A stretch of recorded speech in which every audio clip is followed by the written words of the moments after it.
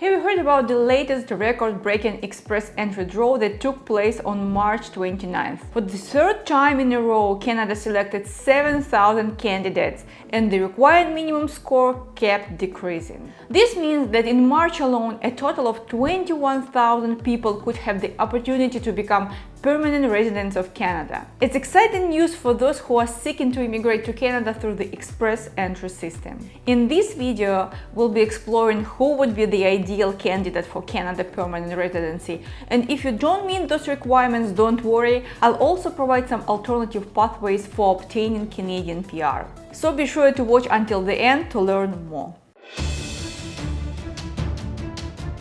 Hi from Canada! I'm Ivana Pavlenka, a regulated Canadian immigration consultant. Canada has been setting new records with its express entry draws, consistently inviting more candidates to apply for permanent residency. In 2022, the number of invitations ranged from 1,500 to 4,750, but now it has increased to a remarkable 7,000. In terms of the minimum score required to qualify, last year it started at 557, then dropped to 542, and finally hit an all-time low of 491. The most recent draw, held on March 29th of this year, saw the passing score decrease even further. If you're unfamiliar with express entry, let me give you a quick overview. It's a system that allows you to register for a chance to receive an invitation to immigrate to Canada. Your application will be evaluated based on various factors such as your age, work experience, education, language skill, and more. I'll go into more detail about these factors later on. The passing score is announced several times a month by Canadian officials.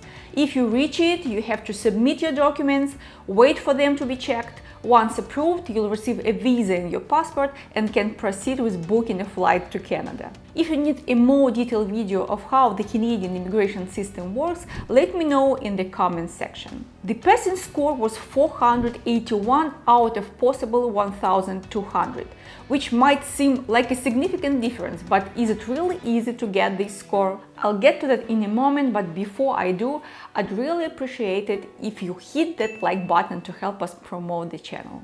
Let's start by discussing the eligibility requirements for express entry.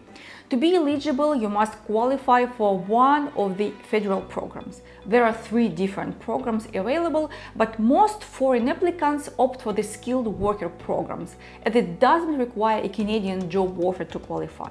What you need: a year of skilled work experience within the last 10 years, at least a high school education but better higher education, a good level of English or French, at least IELTS 6, enough money, we'll get you about it, and score 67 points out of 100 on the evaluation system. Let me clarify about the evaluation system. Do not confuse it with the express entry. First, you need to score a minimum of 67 points on the skilled worker evaluation system. This evaluation is a prerequisite for applying to express entry through a skilled worker program. Once you meet the minimum point requirement on the skilled worker evaluation system, you can then register for the express entry system. To achieve the minimum 67 points on the skilled worker evaluation, several factors are taken into account, including age, work experience, education, language proficiency, and more. For instance, if you are under 35 years old, have a bachelor's degree, several years of skilled work experience, and a good level of English, preferably above IELTS 6, you could potentially score 67 points. However, if you are older, you may need to have more work experience or better language skills to boost your score. Alternatively, if your spouse or partner is willing to learn the language, this can also help you to increase your overall score. Assuming you have achieved the minimum 67 points required on the skilled worker evaluation and can now register for express entry, let's dive into how points are awarded within this system. Your age, education, work experience, language proficiency, and other factors will all be evaluated to determine your overall score. Let's take John as an example to clarify the requirements. John is 28 years old, has a master's degree, and a good command of English with an IELTS score of 6. He also has 4 years of skilled work experience, although he hasn't studied or worked in Canada, nor does he have any relatives there. However, his spouse Kate has a bachelor's degree, 3 years of work experience, and a decent English score of 5, slightly lower than John's. They seem quite good candidates for immigration to Canada. They are educated, proficient in English, and have work experience. But they will score only 360 in Express Entry. Can you imagine that? Only 360. Let me remind you, the passing score is 481. So who can score that many points? Don't think that no one. I'll give you some examples of such candidates right now. Let me introduce Mary, a prime example of a candidate who could do so. She is 30. She also has a master's degree, 3 years of work experience, excellent English skill at an advanced level of IELTS 7.5, and she has also learned French, although her proficiency level is slightly lower at upper intermediate B2. Mary is planning to immigrate on her own without a job offer, Canadian education, or any relatives in Canada. How many points will she get? 526. It goes to show that if you know 2 languages, you can get a passing score and be invited. But you need to know both languages very well to get enough points. So if you learn French in addition to English, your chances of immigration will greatly improve. This applies not just to Express Entry, but to other programs as well. Who else can score enough points without learning French?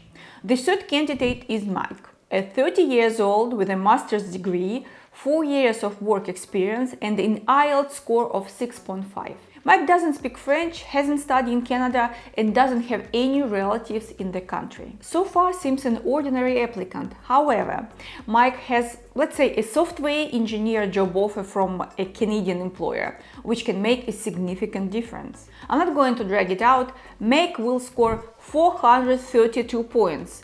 There are a couple of ways for him to increase his score. One option is for Mike to study harder and retake the IELTS exam, aiming for a score of 7.5. This would immediately raise his points to 514, but of course IELTS 7 is a high level. The second option, Mike can come to Canada on a work visa and gain Canadian work experience for a year. No need to retake the English test, let it be IELTS 6.5. Then in a year, Mike will score 516 in Express Entry. Note that some points for his age will be deducted because they decrease after 30. But Mike will get a lot of extra points for his 1 year Canadian work experience. So as you can see, despite the Canadian government's efforts to lower the requirement points, immigrating through Express Entry can still be quite challenging, and many applicants may not score enough points. If you're curious about how many points you might be able to score, I've included a link to the official Express Entry calculator in the video description. Give it a try and feel free to share your results in the comments section. By the way, as I mentioned earlier, financial requirements are also an important aspect of immigrating to Canada through federal programs, particularly for those without a job offer or Canadian work experience. For one person, it's about 14,000 Canadian dollars. For 2 people, it's about 17,000, and for a family of 4, it's about 45,000 Canadian dollars. This means that in addition to scoring enough points, you also need to have a substantial amount of money in your account. If you don't score enough points in the Express Entry program, don't worry. There are other options to get permanent residency in Canada. For instance, there are provincial immigration programs that have less strict requirements for applicants. You don't need to know the language so well, and the amount of money you need in your account is lower. However, most of these programs require either finding a job in Canada or graduating from a Canadian college or university. These are the 2 most reliable alternative ways to move to Canada. When it comes to finding a job in Canada, having a job offer from a Canadian employer can provide you with additional opportunities for immigration. It can help you qualify for other immigration programs, increase your score in existing programs, and allow you to come to Canada on a work visa before applying for permanent residency. This can give you the chance to work in Canada, get Canadian work experience, and apply for even more programs that can lead to permanent residency. I personally recommend the option of immigration through education, as it provides the opportunity to obtain a Canadian qualification and better adapt to a life in Canada. If you decide to apply through our services, we can guarantee your admission to a Canadian institution regardless of your age, English proficiency, and educational background, without requiring any admissions tests. However, I must caution that not everyone who applies will be granted a visa. To receive a more accurate assessment of your chances, I suggest booking a consultation with our immigration company. We have several experienced immigration consultants. The link to our company's website can be found in the video description. Once you complete your studies, there are additional immigration programs available to you, and you'll be eligible to apply for a post-graduation work permit in Canada, which allows you to work and eventually become a permanent resident. However, the financial aspect is a major consideration. On average, studying at a college costs about 16,000 Canadian dollars, and the same amount you'll need for living in Canada.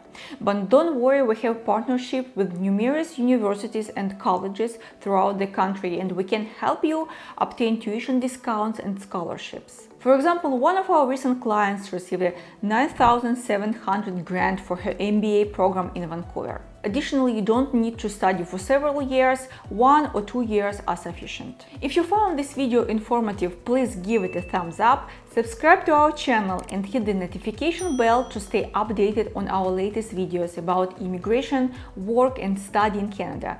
We look forward to seeing you in Canada.